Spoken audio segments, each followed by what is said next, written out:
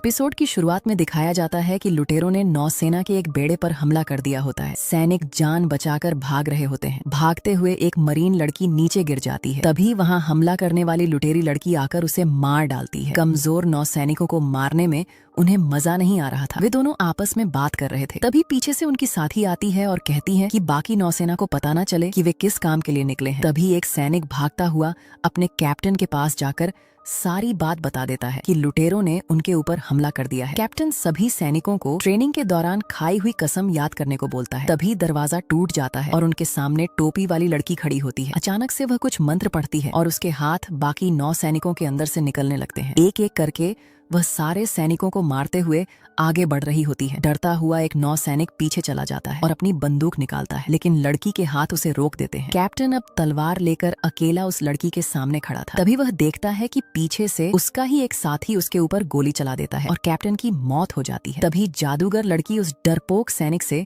मुर्दा घर के बारे में पूछती है। तभी वे लोग देखते हैं कि वहाँ पर सिर्फ उसके साथी का आधा शरीर पड़ा था। उनके साथी का नाम नंबर 7 था, जिसे जोरो को उनकी टोली में शामिल करने के लिए भेजा गया था, पर जोरो ने उसे मार दिया था। तभी सैनिक बताता है कि उन लोगों ने जोरो को पकड़ लिया था, पर उसका कप्तान लूफी उसे छुड़ाकर अपने साथ ले गया। तभी वह उन्हें लूफी की तस्वीर दिखाते हुए बताता है कि वे लोग ग्रैंड लाइन की तरफ अपने सफर पर जा रहे हैं। तभी सैंजी खाना बना रहा था और राशन खत्म होने के बारे में उसोप से बोलता है। वे दोनों नामी के पास जाकर यह सारी बात बताते हैं। तभी नामी बोलती है कि रास्ते के बीच में एक ही टापू पड़ता है, लेकिन वहाँ पर नौसैनिक ज्यादा होंगे, क्योंकि यह वही जगह थी जहाँ गोल्ड रोजर को मौत की सजा दी गई थी। उसोप वहाँ जाने को तैयार नहीं था। तभी वे लोग जोरो को वहाँ रुककर सामान लेने के बारे में बताते हैं। उसे भी अपनी नई तलवारें लेनी होती हैं, इसीलिए वह भी मान जाता है। आखिर में लूफी से इस बारे में पूछा जाता है। उसोप डर के मारे उसे सबको मना करने को बोलता है, पर राशन और जोरो को नई तलवारें लेनी थी। साथ ही जैसे ही नामी बोलती है कि यहाँ पर गोल्ड रोजर को मारा गया था, यह सुनकर लूफी भी मान जाता है और जहाज को लोग टाउन टापू की तरफ जाने का इशारा करता है। तभी कहानी को फ्लैशबैक में ले जाया जाता है। उस दिन जब गोल्ड रोजर को मौत की सजा दी गई थी, कमांडर उससे मिलने जेल में जाता है और उससे बातें करता है। गोल्ड रोजर कमांडर से एक आखिरी एहसान मांगता है कि उसका एक बेटा है, तुम उसे ढूंढो और उसकी रक्षा करना, उसके किए गए गलत कामों की सजा उसे न मिले। तभी हमें पता चलता है कि असल में लूफी ही गोल्ड रोजर का बेटा होता है। कहानी वापस वर्तमान में आती है। लूफी और उसके साथी लोग टाउन पहुंच जाते हैं, जहां से वन पीस की कहानी शुरू हुई थी। तभी उन्हें पता चलता है कि वहां गोल्ड रोजर की मौत की खुशी में त्योहार मनाया जा रहा है। नामी सबको पैसे देती है और अपना अपना सामान लेने के बाद यहीं पर दोबारा मिलने को बोलती है। तभी एक नौसैनिक अपनी बाइक से घसीटते हुए एक लुटेरे को लेकर समंदर से आता है। वह लोग टाउन की नौसेना का कैप्टन स्मोकर था और अपने सैनिकों को आज के दिन चौकन्ना रहने को बोलता है कि आज बहुत सारे नौसिखिए लुटेरे आए होंगे। फिर वह अपनी गश्त पर चला जाता है। सामान लेने के बाद नामी एक नक्शे की किताब देखती है। उसोप उसे लेने के लिए बोलता है, लेकिन नामी खुद के नक्शे बनाना चाहती थी। उसोप उसे अपनी बचपन की एक याद के रूप में रखने को बोलता है। नामी के चेहरे पर हल्की सी मुस्कान आ जाती है। तभी वह भी उसे एक ऐसी याद के बारे में सलाह देती है जो उसके यहाँ से जाने के बाद एक याद बन जाए। जरूरी नहीं कि वह कोई बड़ा कारनामा ही हो। तभी उसोप के मन में अपनी प्रेमिका के लिए एक संदेश छोड़ने का ख्याल आता है। रास्ते से जा रहे जोरो की एक लड़की के साथ टक्कर हो जाती है। जोरो जैसे उस लड़की को जानता ही था। लड़की को लगता है कि जोरो भटक गया है। वह उसे रास्ता दिखाने को बुलाती है, पर जोरो उसे बोलता है कि वह भटका नहीं है और वहाँ से चला जाता है। वह तलवार बेचने वाले की दुकान पर जाता है। जोरो पैसे रखता है और तलवार लेने को बोलता है, पर उसके पैसे कम थे तो दुकानदार मना कर देता है। तभी जोरो वहाँ से जाने लगता है। दुकानदार उसे रोकता है और उसकी तलवार देखने को बोलता है। तलवार देखने के बाद दुकानदार उसे ठगने की सोचता है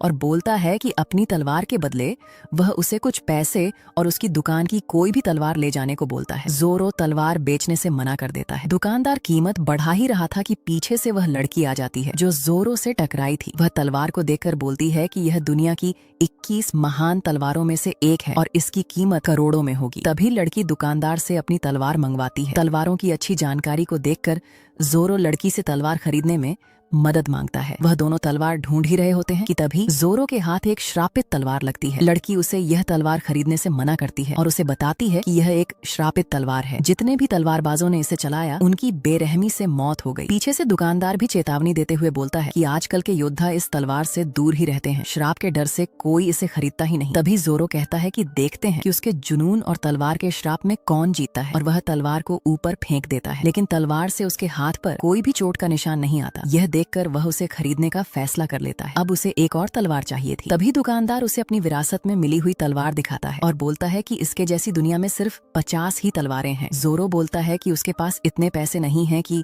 वह इसे खरीद सके, लेकिन दुकानदार जोरो के जुनून और काबिलियत को देखकर उसे फ्री में तलवारें दे देता है। दुकानदार ने बहुत सालों बाद किसी की आंखों में ऐसा जुनून और सच्ची काबिलियत देखी थी। उधर लूफी और सैंजी खाने का सामान ले रहे होते हैं। तभी सैंजी को होटल वालों की एक खास डिश के बारे में पता चलता है जो बहुत फेमस हो गई थी। असल में वह डिश सैंजी ने ही बनाई थी जब वह होटल में काम करता था। अपनी बनाई हुई डिश का नाम सुनकर वह खुश हो जाता है और उसे लेने चला जाता है। वह लूफी को कहीं न जाने के लिए बोलता है। उधर उसोप अपनी प्रेमिका के लिए एक संदेश छोड़ रहा होता है। नामी उसे देखकर मन में सोचती है कि वह भी तुम्हें इतना ही प्यार करती होगी। तभी पीछे से एक चोर नामी के पैसे चुराने की कोशिश करता है, लेकिन गलती से अपना ही पर्स नामी से टकराकर गिरा देता है। नामी उसे बोलती है कि अगली बार अच्छे से कोशिश करना और उसे सलाह देती है कि अगली बार किसी भोले भाले की मदद के बहाने उसे लूटो, तुम्हारा काम हो जाएगा। तभी नामी आसमान का रुख देखती है और उसोप से बोलती है कि हमें सबको ढूंढकर यहाँ से निकलना होगा क्योंकि तूफान आने वाला है।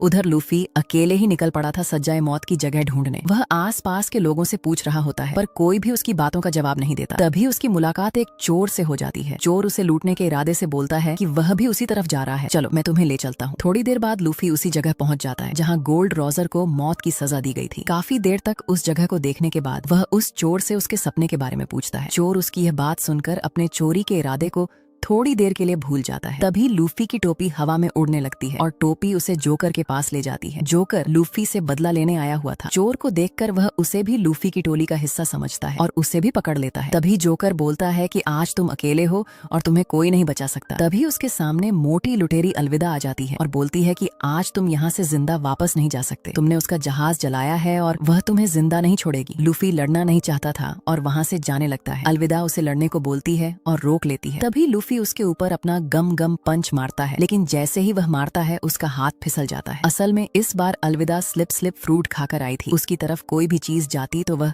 फिसल जाती। तभी अलविदा लूफी के चारों तरफ घूमने लगती है। लूफी को समझ नहीं आता कि क्या हो रहा है। तभी अलविदा उसके ऊपर जोरदार वार करती है और लूफी बेहोश हो जाता है। जब उसे होश आता है तो उसके हाथों में समंदर की धातु से बनी हथकड़ियां होती हैं जो उसकी डेविल फ्रूट वाली शक्तियों को सोख रही होती हैं। लूफी काफी कमजोर हो गया था और उसके दुश्मन उसकी हालत देखकर हंसने लगते हैं। तभी कैप्टन स्मोकर को खबर मिलती है कि सज्जा-ए मौत की जगह पर बहुत सारे लुटेरों को देखा गया है। कैप्टन सभी सैनिकों को वहां जाने का आदेश देता है। तभी स्मोकर से एक छोटी बच्ची टकरा जाती है। वह डर के मारे माफी मांगती है, लेकिन कैप्टन उसे पैसे देता है और आइसक्रीम लेने को बोलता है। तभी हड़बड़ी में वही लड़की वहां आ जाती है जो जोरो से टकराई थी। असल में वह भी एक नौसैनिक थी। कैप्टन स्मोकर उसे लुटेरों की तरफ जाने को बोलता है। उधर नामी और उसोप सबको ढूंढ रहे होते हैं। तभी उन्हें जोरो मिल जाता है अपनी 3 नई तलवारों के साथ। वह नामी के पैसे उसे लौटा देता है और बोलता है कि उसे तलवारें फ्री में मिल गईं। तभी सैंजी भी मछली लेकर वहां आ जाता है। नामी उससे लूफी के बारे में पूछती है। लूफी के गायब होने का पता चलते ही जोरो सैंजी से बोलता है कि अगर लूफी को कुछ भी हुआ तो वह तुम्हें जिंदा नहीं छोड़ेगा। तभी उन्हें पता चलता है कि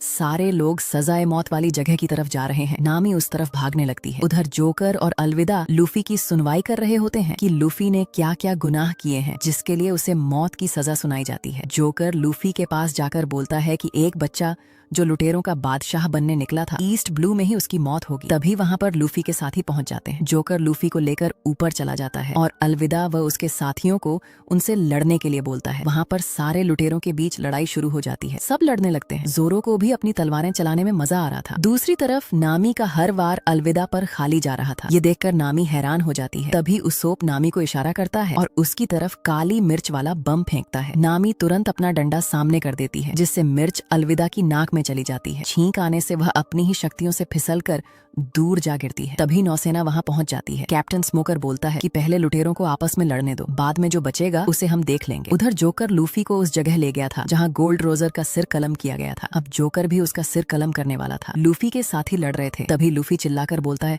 दोस्तों अब मैं मरने वाला हूँ, मुझे माफ करना। और वह हंसने लगता है। उसकी हंसी देखकर कैप्टन स्मोकर को गोल्ड रोजर की हंसी याद आने लगती है। तभी जोकर के ऊपर बिजली गिरती है और पूरा टावर गिर जाता है। है। लूफी की टोपी उस चोर के पास आ जाती है। तभी लूफी भी वहाँ आ जाता है। उसकी किस्मत अच्छी थी कि वह बिजली गिरने से बच जाता है। उधर नौसेना लुटेरों को गिरफ्तार करने आ जाती है। चोर उन्हें पीछे के रास्ते से भगा देता है। सब लोग अलग अलग भागने लगते हैं। तभी रास्ते में उन्हें वही लड़की मिलती है जो जोरो से टकराई थी। जोरो उन दोनों को जाने को बोलता है। तभी लड़की बोलती है कि रोरोनोआ जोरो, लुटेरों का शिकारी अब लुटेरा बन गया है। वह कहती है कि तुम इस महान तलवार के लायक नहीं हो। फिर दोनों लड़ने लगते हैं। लड़की तलवारबाजी में अच्छी थी, लेकिन वह जोरो का अच्छे से सामना नहीं कर पाती है। जोरो उसे उसकी ही तलवार में फंसा देता है। लड़की बोलती है कि तुम एक घटिया इंसान हो, तुम इस तलवार के लायक नहीं हो। जोरो उसे वहीं जिंदा छोड़कर चला जाता है। उसका उसे मारने का कोई इरादा नहीं था। रास्ते से जाते हुए लूफी और सैंजी के सामने कैप्टन स्मोकर आ जाता है। वह बोलता है कि तुम नौसेना के आदेश से कहीं नहीं जा रहे हो। सैंजी उसके ऊपर हमला करता है, लेकिन कैप्टन स्मोकर धुएं में बदल जाता है। उसने डेविल फ्रूट खाया हुआ होता है। लूफी उसके ऊपर बहुत सारे पंच मारता है, लेकिन उसका एक भी पंच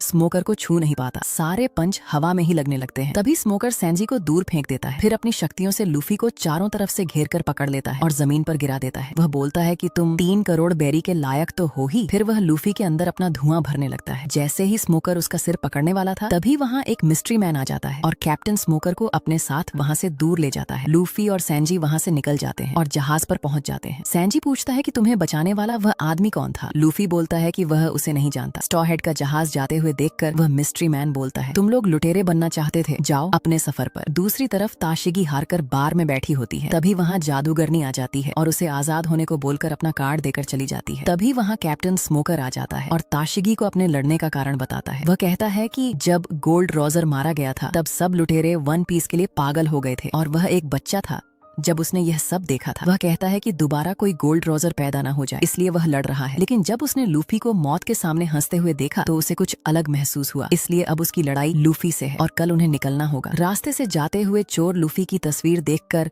हंसता है और उसके जैसा पोज मारता है। तभी लूफी और उसके साथी रिवर माउंटेन पहुंच जाते हैं, जहाँ से ग्रैंड लाइन का दरवाजा खुलता है। अब उनके सफर में बहुत सारे खतरे आने वाले थे। लूफी सब खतरों से मिलकर लड़ने की बात करते हुए काफी खुश रहता है, क्योंकि अब वह अपने सपने के काफी करीब पहुंच चुका था। एपिसोड 1 यहीं पर खत्म हो जाता है। अगर आपको कहानी पसंद आई हो तो वीडियो को लाइक जरूर करें। अगला एपिसोड जल्दी ही आएगा।